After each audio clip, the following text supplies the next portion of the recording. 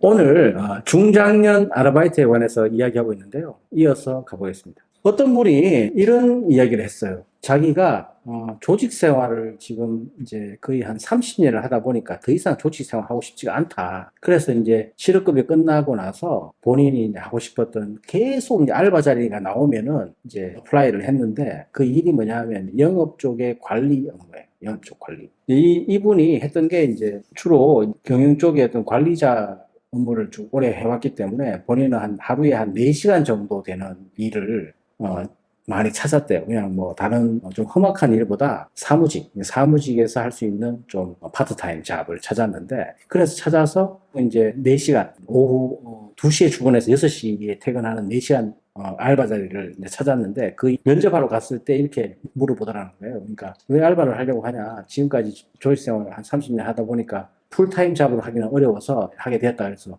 그분이 사실 이제 경쟁력이 뭐냐면, 지금까지 한 개 회사에만 계속 다니니까 나는 한번 시작하면은 끝까지 하는 사람이라 자신 있게 할 수 있다. 힘들어도 괜찮냐? 이제 물어보길래 힘들어도 충분히 저는 할 수 있습니다. 얘기했는데 막상 해보니까 이게 장난 아닌 거예요, 이게. 그러니까 막 엄청나게 영업관리라는 게 서류로 작성을 하고 다 처리를 해야 되는 거라서 그날 영업에 대한 물량에 대해서 마무리를 하는 게 쉽지 않았다는 거예요. 그래서 정말 이거를 오랫동안 하겠다고 면접 때 얘기했는데 당장이라도 그만두고 싶은 마음이 들었다는 겁니다. 내가 생각하지 못했던 그 알바가 사실 실질적으로 이 사무직이라도 이 사무직에서 할 수 있는 알바라는 게 이런 영업관리나 뭐 잡아놓은 콜센터나 뭐 이런 쪽 업무밖에 할 수 없는 거거든요. 그래서 이제 저 같은 경우는 여러분 보험 영업 아시죠? 보험 영업도 조금 가서 교육도 받아보고 했는데 저는 사실은 어렵더라고요. 그러니까 이제 그게 크게 보면 일종의 판매직, 서비스직인데 제 친구가 꽤 하고 있어요. 몇 년째 계속 하고 있어요. 뭐 얼마나 수입이 되는지 잘 되는지는 차치하고 제 친구한테 물어봤습니다. 야, 너는 그래도 좀 적응이 되나 보다. 괜찮냐? 그랬더니 이거 절박하지 않으면 못해. 뭐 이런 얘기를 하더라고요. 그러니까 그만큼 힘들다는 얘기죠. 그래서 저희가 중장년 아르바이트 얘기하면서 뭐 사서 고생을 해라라고 말씀드리는 건 아닌데, 이제 그것을 내가 어떤 단기적으로 뭐 한 달이면 한 달, 두 달이면 두 달, 아니면 내가 대리운전을 하면서 뭔가 이제 저희가 본편에서 한번 말씀드렸는데 이게 쌓이지 않고 소모되는 일이라고 생각되니까 정말 힘드신 거예요. 내 몸이 이렇게 소모되고 영혼이 소모되고, 예. 근데 내가 이 일이 끝나고 땀 흘리고 나서 뭔가 얻었다, 아니면 내일 뭘 해야지, 요걸 좀 준비해서 뭘 해야지라는 아이디어가 잡히기 전까지는 되게 힘들죠. 돈도 박하고 내일이 보이지 않으니까. 근데 사실은 경제적인 아주 절대 경계선에 있으신 분이 아니라면, 그러니까 돈의 문제보다는 내가 이 일을 왜 하지? 아무 의미가 없는데? 그런데 거기서 포인트니까 그 의미를 찾으시면 우리가 성장할 수 있지 않겠느냐라는 거죠. 저는 지금까지 사무직, 머리 쓰는 일을 했다면 땀 흘리는 쪽을 한번 해보는 게 어떨까? 이런 생각을 해보거든요. 그러니까 많은 분들이 땀 흘리는 일을 하면 잠이 그렇게 잘 와요. 퇴직하고 나서 잠 못 이루는 사람들 엄청 많거든요. 근데 그거 그냥 고민하지 말고 나가서 그냥 땀 흘릴 수 있는 일을 한번 해보시라는 거죠. 저도 제가 이제 영상에서도 이제 말씀을 드렸지만은 제가 메인잡을 지금까지 해왔던 거를 그만두고 나서는 할 일이 없는데 지인의 소개로 제가 상가 관리 업무를 하고, 그거는 6시 딱 끝나면 퇴근하는 거니까 그 이후 시간에도 또 추가적으로 이렇게 일을 좀 해야 되겠다, 이런 마음이 들었는데 하는 일이 많다 보니까 뭔가 이렇게 매여서 하는 일을 할 수가 없더라고요. 그래서 시작한 게 대리운전입니다. 대리운전 많이 하시죠?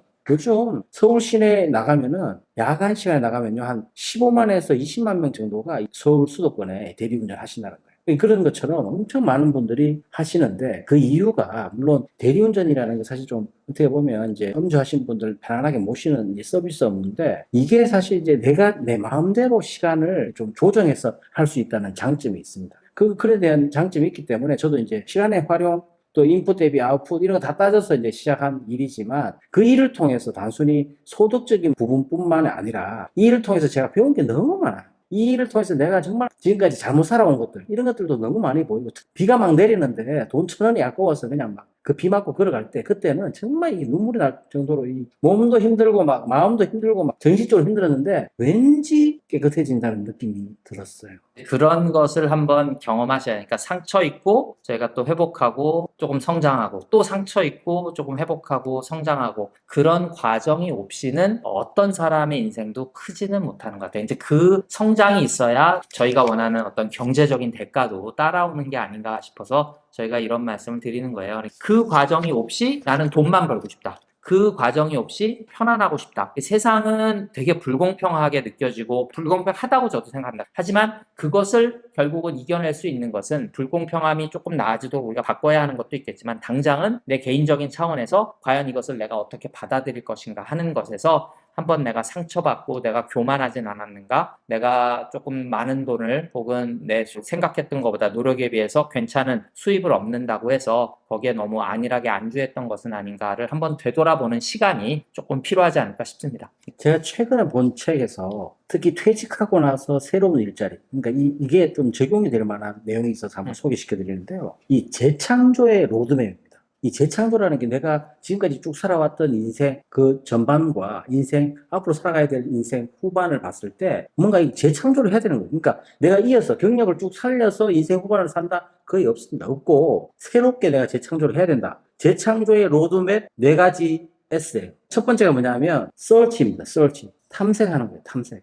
인생 후반을 위해서 어떤 거를 찾을 것이냐. 우리가 구직 활동도 찾는 거고 인생 후반에 위해서 뭘 할 것인가도 찾는 거잖아요. 이 search를 하다가 그 다음에 결국은 뭐를 만나냐면 struggle, 뭔가 이 분쟁, 뭔가 이 다툼.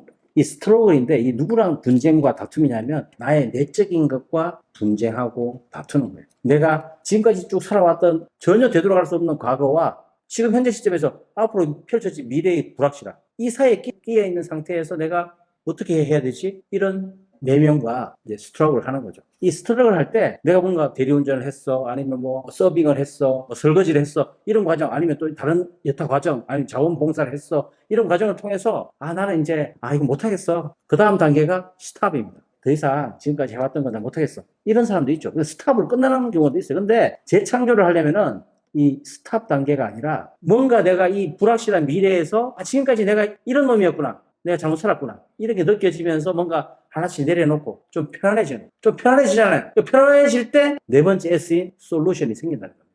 이 재창조의 로드맵, search, struggle, stop. 여기에서 스탑이 아니라 나는 솔루션을 찾는. 그렇게 해서 인생 후반을 준비하는. 어떠세요? 저희가 중장년 아르바이트 통해서 진짜 지금 말씀 주신 것처럼 이런 솔루션을 찾을 수 있으면은 정말 행복하겠죠. 근데 그 과정은 되게 힘들 수 있고, 야, 그거 뭐 안 돼. 나도 알바 해봤어. 라고 말씀하실 수도 있는데, 그래도 가만히 앉아서 시간이 지나가기만을 기다리는 게 우리가 그걸 위해서 태어난 것은 아니잖아요. 그러니까 한번 상처도 받아보시고 움직여보시고 지금 말씀 주셨듯이 재창조를 위해서는 내가 이만큼 올라갔었잖아요. 여러분이 하신 그 분야에서 다시 내려와서 새로운 분야에서 꽁무니에서 다시 줄을 서시는 거예요. 하지만 그 꽁무니에서 다시 줄 섰을 때 내가 여기서 이만큼 해왔던 것이 있다면 그리고 그 인생이 헛되지 않았다면 여러분이 그동안 쌓아온 본인의 어떤 태도, 감정을 컨트롤하는 법, 사람들을 만나서 대화하는 법, 그리고 여러분의 업무 능력. 근데 여러분은 자꾸 그 경력 하나만 내밀려고 하는데 그 외에 여러 가지 것들이 여러분에게 장착되어 있습니다. 단 한 가지 조금 바꾸셨으면 하는 것은 뭐냐면 여러분은 자꾸 그 한 가지 방법만을 솔루션이라고 제기하세요. 저는 그게 꼰대라고 생각해요. 꼰대에 대한 내는 정의가 여러 가지 있겠습니다만 최소한 우리가 누구를 만나서 얘기를 하고 그리고 후배들에게 저는 책임 있는 어른도 필요할 것 같거든요. 우리 사회 공동체에. 그러면 최소한 3개, 4개, 5개 정도의 솔루션을 가지고 이러한 게 있는데 나는 A라는 방법으로 성공했어. 하지만 그것이 꼭 너에게 맞는 것은 아닐 수 있어. 너는 어떻게 세상을 살고 싶니? 내지는 내가 A라는 방법으로 지금은 성공했어. 대기업의 부장이 됐어. 임원이 됐어. 하지만 세상을 나와보니 다른 방법들이 있더라라는 것을 같이 소통하면서 나도 더 클 수 있을 것 같아요. 우리가 3차원이라는 공간을 알아야 2차원의 평면에 있는 사람들을 내려다볼 수 있다고 얘기해요. 아인슈타인이라는 사람은 천재이기 때문에 3차원 이상의 플러스 알파, 시간이 들어가고 그 이상을 봤기 때문에 우리에게 상대성 이론이라든지 여러 가지를 얘기해 줄 수 있었겠죠. 우리도 내가 내 인생을 지금은 꼰대처럼 한 군데만 파는 게 아니라 그 전문적인 지식만을 자랑할 게 아니라 그 전문적인 지식이 수직으로 수평으로 높이로 그걸 좀 전체적으로 보고 싶으면 말씀 주신 것처럼 멈추는 시간, 갈등하는 시간, 밖에서 한번 되돌아보는 시간, 그것이 여러분이 공부하고 사색하는 시간도 필요하고 아르바이트하는 시간도 충분히 의미가 있지 않을까 그런 생각이 듭니다. 네. 경제적인 부분, 아르바이트를 통해서 경제적인 부분을 채우는 분들도 계세요. 근데 아르바이트를 통해서 배우는 게 너무 많습니다. 퇴직하고 나서 두렵죠. 뭔가 하기에 두려워요. 뭔가 이렇게 좀 한 발짝 내딛는 게 너무 힘들어요. 그리고 뭐 참는 데만 몇 년 걸려. 이게 사실 내 스스로가 홀로서기 할 준비가 안 돼 있는 겁니다. 근데 저는 이런 게 있으니까 어려서부터 알바로 해서 막 사셨던 분들은요, 딱 나가잖아요. 자신감이 있어요. 그러니까 내가 퇴직했어? 바로 또 다른 일을 알바를 시작해.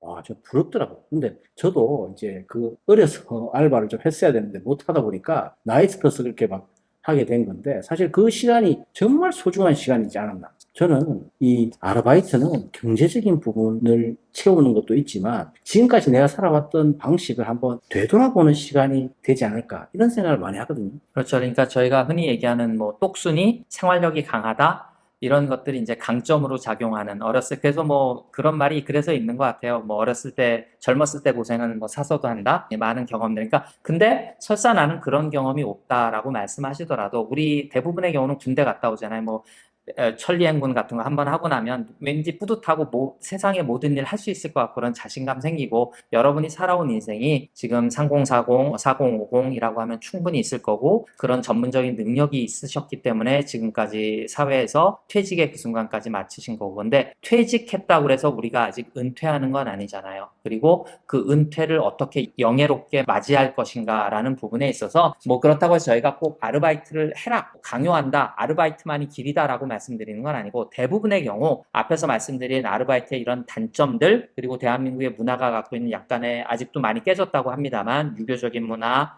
반말과 존댓말의 상태 이런 것들 때문에 저희들이 일을 하고 싶어도 일을 하시고 싶은 분들 성장하고 싶은 분들 퇴직 후에도 세상과 소통하고 싶은 분들에게 기회가 없는 게 조금 안타깝거든요. 일단은 여러분이 하시려고 해야 되고 그런 문화를 우리가 같이 한번 고민해 보면 좋지 않을까 생각합니다. 이 아르바이트가 아까도 말씀드렸지만, 어려서부터, 너무 막 집안 형편이 어려워서 어려서부터 하신 분들은 하지 마세요.